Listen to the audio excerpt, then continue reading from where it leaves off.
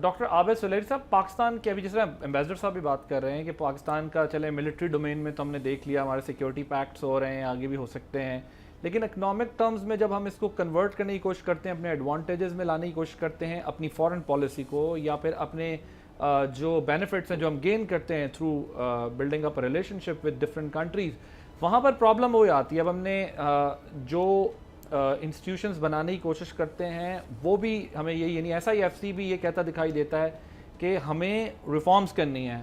اب آپ کیا سجیسٹ کرتے ہیں پاکستان کو ڈپلومیسی کے ساتھ اکنامک فرنٹ پر کس پلاننگ کی ضرورت ہے تاکہ ہم اس کو اکنامک ایڈوانٹیج میں کنورٹ کر سکیں اس ساری سچویشن کو؟ کیونکہ دنیا ظاہر ہے فارن پالیسی بنتی بھی اس لیے کہ آپ اپنے ملک کو کس طرح کا فائدہ کس طرح اپنے تعلقات سے پہنچا سکتے ہیں، یا کیا ریلیشن شپ آپ کی ہونی چاہیے تاکہ آپ کی کنٹری پروٹیکٹڈ رہے، تاکہ آپ کی کنٹری پراسپر کرے۔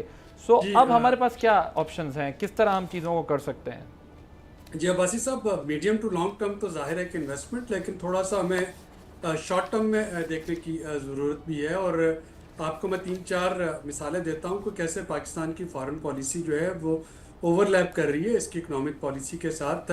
فار ایگزامپل پاکستان نے جنگ کے دوران، اگر آپ کو یاد ہو تو ہم نے ایران کے ساتھ جو ریسٹرکشن تھیں ایران کو ایکسپورٹ کرنے کی، ایل سی کی شرط تھی یہاں پہ، وہ شرط جو ہے وہ 2 مہینے کے لیے سسپینڈ کر دی ہے۔ اور اس کا مطلب یہ ہے کہ پاکستان ایران کے لیے ایک بہت بڑی لائف لائن بن رہا ہے، یہاں سے نہ صرف فوڈ آئٹمز بھیجنے کی بلکہ فرٹیلائزر اور باقی چیزیں بھجوانے کی، اگر اس کی باقی ہر جگہ پہ سینکشن لگ جاتی ہے۔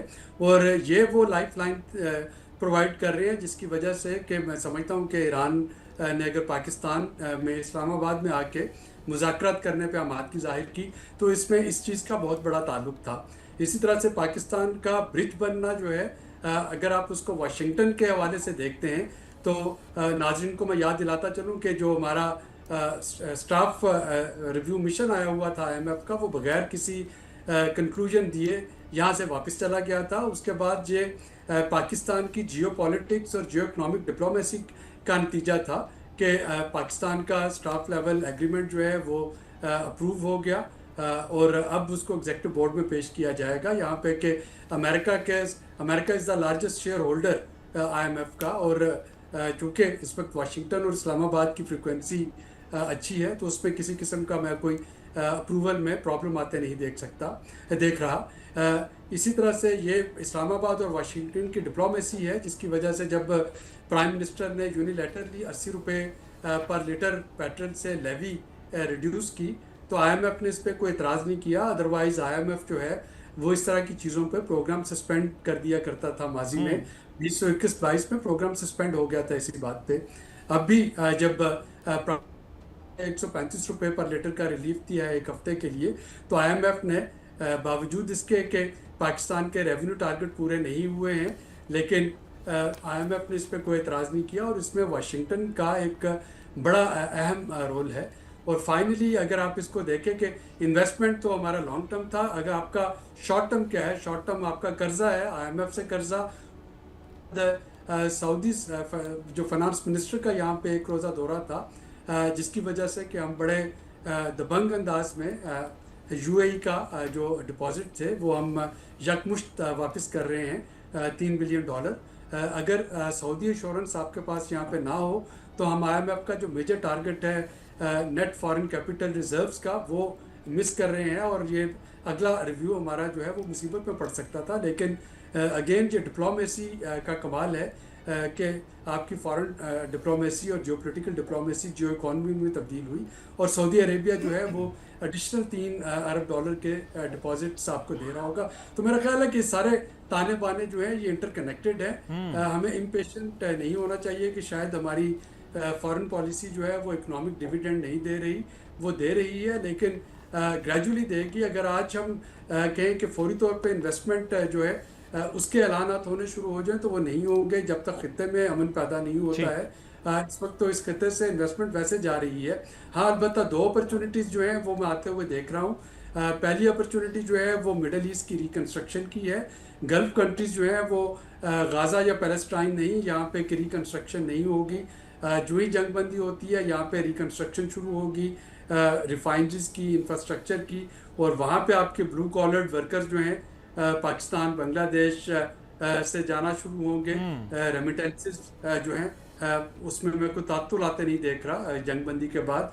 और दूसरा फूड सिक्योरिटी में, चूँकि अब गल्फ कंट्रीज़ को पता चल गया कि उनकी सारी food security straight of Hormuz के सप्लाई रूट पे डिपेंडेंट है, और अगर उनको फ्रेश फूड और स्पेशली जो क्रॉप्स और वेजिटेबल्स चाहिए, फ्रूट्स चाहिए, तो उसके लिए कॉर्पोरेट फार्मिंग का जो मॉडल है पाकिस्तान का वो एक बेस्ट अपॉर्चुनिटी है, जिस पे कि मैं काम होते हुए देख रहा हूँ जंग बंदी के बाद कि सऊदी अरेबिया और कतर और बहुत से दूसरे ममालिक वो चाहेंगे कि पाकिस्तान में कॉर्पोरेट फार्मिंग में इन्वेस्ट करें, ताकि उनकी फूड सिक्योरिटी की सप्लाई जो है वो रेड सी के ज़रिए बहाल रहे।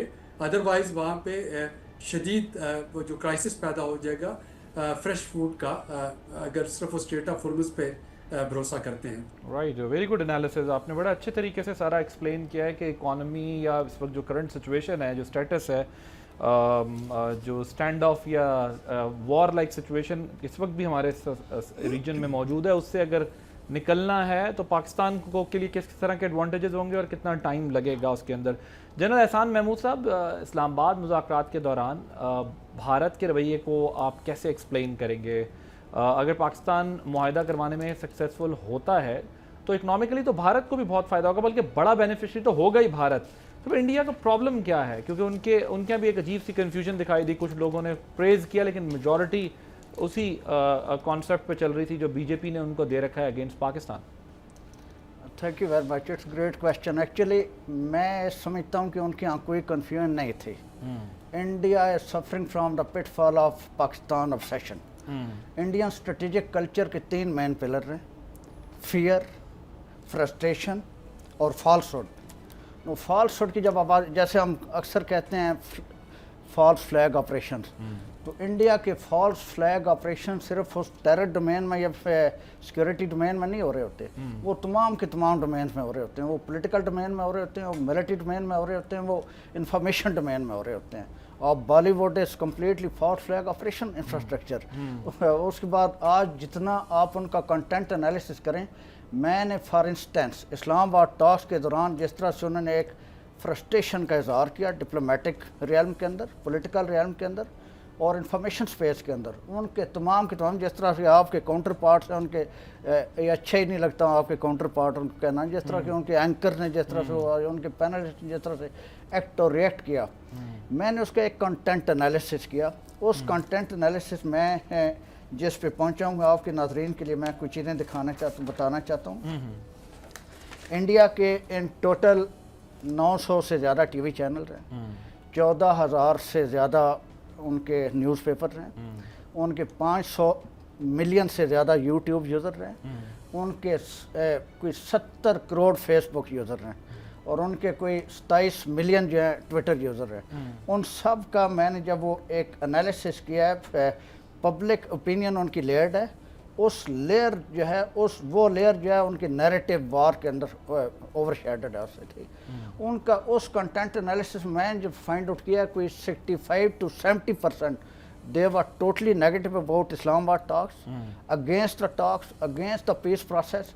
उसके अंदर से कोई around 20 to 25% they were confused, skeptical or neutral, and about 5% were pro-peace. वैसे आप अंदाज़ा लगा लें कि इंडिया आज इन अमन मुज़ाकरात में या सारे प्रोसेस में जब पूरी दुनिया एक साइड पे बैठी हुई है, इंडिया के साइड पे बैठा हुआ है, तो इंडिया ने, this is a share diplomatic failure of India, this is a share strategic failure and strategic mindset failure of India. This is why I take it as. Subscribe करें और bell दबाएं ताकि कोई खबर रह न जाए।